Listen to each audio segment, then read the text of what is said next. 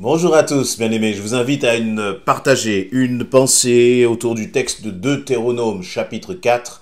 Deutéronome chapitre 4, je vais lire à partir du verset 32 dans la version du Semeur, où il nous est dit ceci. En effet, Israël, informe-toi sur les temps anciens, où tu n'étais pas encore né, depuis le jour où Dieu a créé l'homme sur la terre. Informe-toi d'un bout du ciel à l'autre. Est-il jamais arrivé un événement aussi extraordinaire? A-t-on jamais entendu rien de pareil? Un peuple a-t-il entendu comme toi la voix de Dieu, parlant au milieu du feu, sans perdre la vie? Et quel Dieu a jamais entrepris d'aller se chercher un peuple du milieu d'un autre peuple, à force d'épreuves, de signes miraculeux, de prodiges, par des combats et en intervenant avec puissance, en semant la terreur, comme tout ce que l'Éternel, votre Dieu, a fait pour vous en Égypte, et dont tu as été témoin. Toi, il t'a fait voir tout cela, pour que tu saches que l'Éternel est Dieu et qu'il n'y en a pas d'autre. Il t'a fait entendre sa voix du haut du ciel pour faire ton éducation. Et sur la terre, il t'a fait voir son feu imposant, d'où tu as entendu ses paroles. Parce qu'il a aimé tes ancêtres, parce qu'il a choisi leurs descendants après eux. Il t'a fait lui-même sortir d'Égypte en déployant une grande puissance pour déposséder à ton profit des peuples plus grands, plus puissants que toi, afin de te faire entrer dans leur pays et de te le donner en possession comme il va le faire maintenant. Verset 39. Reconnais donc aujourd'hui et garde présent à l'esprit que l'Éternel seul est Dieu, en haut dans le ciel et en bas sur la terre, et qu'il n'y en a pas d'autre. Obéis à ses lois et à ses commandements que je te transmets aujourd'hui, afin que tu sois heureux, toi et tes enfants après toi, et que tu vives de nombreux jours dans le pays que l'Éternel ton Dieu te donne pour toujours. Amen. Voilà donc, le Seigneur est en train de parler à travers son serviteur Moïse au peuple d'Israël. Et que dit Dieu dans ce qu'il enseigne au peuple d'Israël? Il lui dit, mais il veut aider le peuple à prendre conscience de qui il est. Il veut aider le peuple à prendre conscience de sa grandeur, de sa puissance, de son omniscience, de son omnipotence. Et à travers, ces quelques pensées, je voudrais t'encourager, toi aussi, à prendre conscience, ou à essayer de prendre conscience de qui est Dieu. Je dis essayer parce que notre Dieu est si grand, si puissant, que nous ne pourrons jamais réaliser sa grandeur. Mais le peu que nous pouvons réaliser de lui, c'est un réel encouragement lorsque tu traverses une épreuve. Qu'est-ce que Dieu dit justement? Qu'est-ce qu'il rappelle là à son peuple? Et qu'est-ce qu'il est en train de te rappeler à travers ces quelques paroles que je voudrais te partager? Et dire, Israël, informe-toi sur les temps anciens où tu n'étais pas encore né. Depuis le jour où Dieu a créé l'homme sur la terre, informe-toi. Et je vous encourage, informe-toi. Et comment tu peux t'informer de la grandeur du Dieu créateur? C'est parce que c'est de cela qui est en train de nous parler là, dans cette introduction. Ce Dieu créateur, regarde la nature autour de toi. Regarde la complexité de notre univers. Regarde la complexité juste dans ce qui t'entoure, dans une simple fleur. Regarde la complexité du corps humain, la complexité dans le fonctionnement de notre cerveau. Et tout cela nous parle de notre Dieu qui est grand et puissant. Ce n'a pas été l'invention d'un homme, mais ça a été l'invention du Dieu de la Bible, et c'est ce qu'il dit là à Israël. Et puis il y a donc ce Dieu qui nous a précédés, ce Dieu qui était là avant toi, ce Dieu qui est créateur. Et c'est ce qui nous est dit dans le verset 32, ce Dieu qui a créé l'homme sur la terre, informe-toi d'un bout du ciel à l'autre. Est-il jamais arrivé un événement aussi extraordinaire? Et puis ensuite, dans le verset 33, là, Dieu commence à donner une autre description, comme une autre facette de sa grandeur. Il commence à dire, un peuple a-t-il entendu comme toi la voix de Dieu, parlant au milieu du feu. Donc, ensuite, l'Éternel va relater un certain nombre de faits, d'expériences que le peuple d'Israël a vécu avec lui. Lorsqu'ils ont été sortis d'Égypte et qu'ils ont traversé dans le désert, le Seigneur était là. Toi qui connais Jésus-Christ, tu ne connais pas seulement un Dieu, j'allais dire, créateur et qui serait peut-être lointain, mais il y a aussi ce Dieu qui a agi dans ta vie, ce Dieu qui t'a tiré de bien des situations, ce Dieu qui a fait tomber le voile qui te, qui te tenait loin de lui, ce Dieu qui un jour est venu et a touché ton cœur, et ce Dieu qui a manifesté cet amour pour toi, ce Dieu qui agit et qui a agi dans ta vie par le passé. Eh bien, c'est de ce Dieu-là que Dieu est en train de parler à Israël. Un Dieu qui est non seulement créateur, mais un Dieu qui agit dans la vie, dans le quotidien de ses enfants. Et ça te dit, souviens-toi de cela. Souviens-toi à chaque fois que je suis venu à ton secours. Souviens-toi à chaque fois que je t'ai répondu alors que tu avais l'impression que tu étais seul et abandonné. Le problème, c'est que lorsque nous traversons les difficultés, les épreuves, nous avons tendance à oublier. Et nous nous concentrons tellement sur ce que nous vivons et nous oublions que Dieu, hier, a agi. Avant-hier, il a agi. Avant-hier, hier, il était là. Et ce Dieu qui était là hier pour toi, ce Dieu qui est intervenu pour toi hier, il est le même aujourd'hui et il ne change pas. Et c'est ce que le Seigneur dit là dans ces quelques versets. À partir du verset 35, justement, il va dire, toi, il t'a fait voir tout cela pour que tu saches que l'Éternel seul est Dieu et qu'il n'y en a pas d'autre.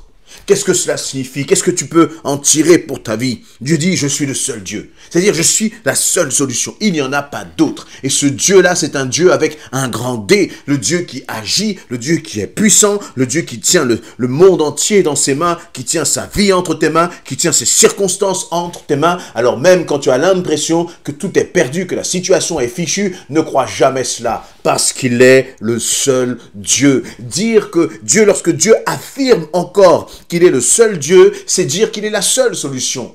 La solution à ton problème, la solution à ton épreuve ne se trouve pas dans une autre personne, ne se trouve pas dans un homme. Il n'y a personne, il n'y a pas de héros, il n'y a personne qui pourra te sortir de ta situation si ce n'est l'Éternel, Dieu le Tout-Puissant. Et il dit, il n'y en a pas d'autre. Pourquoi? Parce que ton Dieu, ton Père Céleste est un Dieu jaloux et ne partagera sa gloire avec personne. Tant que tu te confieras dans les autres, tant que tu te confieras dans ce que tes yeux voient, Dieu n'agira pas. Mais par contre, quand tu commenceras à placer ta confiance en l'Éternel, quand tu commenceras à dire, peu importe ce que je vois, peu importe ce que j'entends, je mets ma foi en action parce que ma foi est fondée sur toi, Seigneur, alors ce Dieu véritable, alors ce Dieu jaloux se manifestera dans ta circonstance. Et pourquoi Dieu, encore une fois, rappelle tout cela? Il va même dire, je t'ai fait même entendre ma voix du ciel pour faire ton éducation et sur la terre. Il t'a fait voir un feu imposant. Et ce qui est intéressant, c'est qu'on pourrait se dire, mais un Dieu qui a autant agi, qui s'est autant manifesté de façon concrète, on ne peut pas l'oublier. Et nous, parfois, nous pensons cela, nous disons, mais si j'avais entendu Dieu parler, si j'avais vu le feu là, avec la nuée, la nuée pendant la nuit, le feu pendant la journée, comme c'était le cas pour le peuple d'Israël, alors jamais je ne l'aurais renié. Je me serais tellement attaché à lui. Seigneur, je t'en supplie, fais-moi voir ta gloire pour que je puisse m'attacher à toi. Eh bien non. La réalité, c'est que le peuple d'Israël a vu tout cela. Et que l'autre réalité, c'est que c'est ce même peuple qui bien des fois s'est rebellé. C'est ce même peuple qui a monté ce veau d'or alors qu'ils avaient vu la main de Dieu. Ils avaient vu le Seigneur ouvrir la mer rouge devant eux. On peut voir beaucoup de choses. Et ce n'est pas ce que nous voyons même de Dieu qui doit nous influencer. Bien sûr, lorsque je vois un miracle de Dieu dans ma vie, lorsque je vois l'action de Dieu dans ma vie, ça m'encourage pour avancer. Mais ma foi ne peut pas s'appuyer simplement sur ce que j'ai vécu. Ma foi s'appuie aussi sur sa parole. Sur sa parole. Et ce que j'ai vécu avec le Seigneur va venir alimenter la réalité de sa parole. Va venir comme donner du relief à sa parole. Vous voyez, c'est comme si tu lis un verset. Tu lis que Dieu est Dieu des miracles. Tu lis Dieu guérit. Tu le lis, tu le sais dans ton cœur.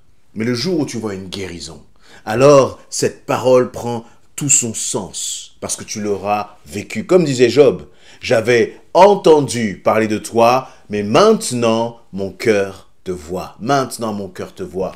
Donc c'est vrai que L'expérience est importante. Ce que nous vivons avec le Seigneur, c'est important, mais ce n'est pas suffisant. Ce qui est important, c'est de s'attacher à sa parole. Parce que parfois, nos expériences peuvent même nous tromper, alors que sa parole, elle ne nous trompe jamais. Elle ne nous trompe jamais. Le Seigneur va donc se rappeler justement à son peuple, rappeler qui il est, parce qu'il aime son peuple, et qu'il connaît aussi les faiblesses de son peuple, comme il connaît nos faiblesses. Il connaît parfois nos tendances à nous écarter de lui. Il connaît nos tendances à nous laisser submerger par les circonstances. Dieu connaît nos tendances à abandonner parfois. Et il dit, n'abandonne pas, mais concentre-toi sur moi, centre ton attention sur moi et rappelle-toi qui je suis. Verset 39, là on n'est plus dans le passé, mais on rentre dans une dimension de présent, où le Seigneur va dire, reconnais donc aujourd'hui et garde présent à l'esprit que l'Éternel seul est Dieu, en haut dans le ciel et en bas sur la terre, et il n'y en a pas d'autre. Donc cette notion de il n'y a pas d'autre Dieu, Dieu le répète, il insiste là-dessus. Il l'avait dit déjà au verset 35, il le répète au verset 39, et dans ce verset 39, il dit à son peuple, et le Seigneur te dit, reconnais donc aujourd'hui et garde présent à l'esprit que l'Éternel seul est Dieu, en haut dans le ciel et en bas sur la terre. Regardons un peu là les termes qui sont utilisés. Reconnais donc aujourd'hui et garde à l'esprit. Aujourd'hui, où est-ce que tu en es dans ta foi? Aujourd'hui, en quoi est-ce que tu crois? Aujourd'hui, est-ce que tu gardes à l'esprit que l'Éternel est Dieu et qu'il n'y a personne n'est comparable à lui? Aujourd'hui, c'est-à-dire, quel que soit ce que tu traverses, quelle que soit la situation où tu te trouves, maintenant, lorsque tu entends cette parole, est-ce que tu reconnais que Dieu est grand? Et lorsque tu commences à proclamer cela, c'est en même temps une façon d'écarter toutes les paroles de découragement, toutes les paroles d'abattement, parce que reconnaître que Dieu est grand, c'est reconnaître que sa situation est entre tes mains. Et si la situation de l'Éternel, si ta situation est entre les mains de l'Éternel, tu n'as pas à t'inquiéter. Parce que c'est le même qui a dit, ne vous inquiétez de rien. De quoi t'inquiètes-tu? Le Seigneur dit, de rien. Ne t'inquiète de rien. Je prends soin de toi. Il n'y en a pas de comme moi, ni en haut dans le ciel, ni jusqu'en bas sur la terre. Amen. Alors proclame ce Dieu grand et puissant et reconnais-le. Le Seigneur te dit, reconnais-le. Tu as un acte de foi à poser. Reconnais ma grandeur, te dit le Seigneur. Et puis, lorsque tu commences à reconnaître sa grandeur, c'est parce que tu reconnais sa grandeur que tu lui fais confiance. Et comme tu lui fais confiance, eh bien, tu décides de faire ce qui est dit au verset 40. Obéis, obéis, obéis, obéis au Seigneur. Et lorsque tu obéiras au Seigneur, lorsqu'il est dit dans ce verset 40, il y a une promesse qui va en découler, afin que tu sois heureux, toi, tes enfants après toi, et que tu vives de nombreux jours dans le pays, que l'Éternel ton Dieu te donne pour toujours. Et là, il y a une clé pour ton bonheur. Ton bonheur ne dépend pas des autres. Ton bonheur ne dépend pas de la réaction des autres. Ton bonheur ne dépend pas de la réaction de tes parents, de ton époux, de ton épouse, de tes enfants, de ton collègue de travail, de ton manager au travail, de ton pasteur de l'église. Non, non, non, non. Ton bonheur dépend de ton obéissance. Reconnais que l'Éternel est Dieu dans ta vie. Reconnais que l'Éternel est le maître de ta vie. Et lorsque tu reconnais cela, tu obéis. Et lorsque tu obéis, eh bien, le Seigneur dit, eh bien, afin que tu sois heureux, toi, tes enfants, après toi, et que tu vives de nombreux jours dans le pays que l'Éternel, ton Dieu, te donne pour toujours. Que ces paroles t'encouragent, que ces paroles non seulement t'encouragent, mais te poussent à te positionner devant le Seigneur dans la situation où tu te trouves. Ne te laisse pas écraser par cette situation, mais décide de dominer sur cette situation en plaçant ta confiance en l'Éternel. Amen.